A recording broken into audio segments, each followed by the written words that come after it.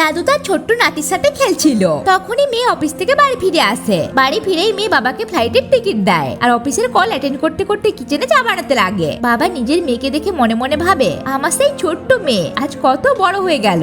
যে ঘর খেলতো সে আজ ঘর সামলাচ্ছে, অফিস সামলাচ্ছে। আমি খুবই গর্বিত। মেয়ে হাজবেন্ডকে চা দেয়। হাজবেন্ড আরো কিছু বানিয়ে দিতে বলে। বাবা মনে মনে বলে, কিন্তু আই এম সরি, এই সবকিছু তোকে একাকে করতে হচ্ছে। সরি, যখন তুই ঘর খেলতিস আমি তোকে বাধা দিইনি। এটা বলিনি যে ঘর সামলানো শুধু মেয়েদের একার কাজ নয়, তার হাজবেন্ডেরও কাজ। আর বলতাম বা কোন মুখে, আমিও তো কোনোদিন তোর মাকে হেল্প করিনি। আর তুই যেটা দেখেছিস ওটাই তো শিখেছিস। তোর হাজবেন্ড হয়তো ছোটবেলায় এটাই দেখেছে। ঘর খেলার সময় ও হয়তো টিভি দেখার বা নিউজ পেপার পড়ার অ্যাক্টিং করতো, আর তোর মতো কোনো ছোট্ট মেয়ে চা বানানোর অ্যাক্টিং করতো। ওর বাবার তরফ থেকে সরি, তোর বাবার তরফ থেকেও সরি, আর পৃথিবীর সমস্ত বাবার তরফ থেকে সরি, যারা এতদিন এই ভুল উদাহরণটা সেট করে রেখেছে। বাবা বাড়ি ফিরে যায় আর রেখে যায় মেয়ের জন্য একটা লেটার, যাতে লেখা ছিল, আজ থেকে আমি তোর মাকে কাজে হেল্প করব। রান্না নাই বা করতে পারি, জামা কাপড় তো পরিষ্কার করতেই পারবো। বাবার লেটার পড়ে মেয়ে ইমোশনাল হয়ে যায়। সত্যি ঘর সামলানো শুধু মেয়েদের একার কাজ নয়, বরং ছেলে মেয়ে উভয়েরই।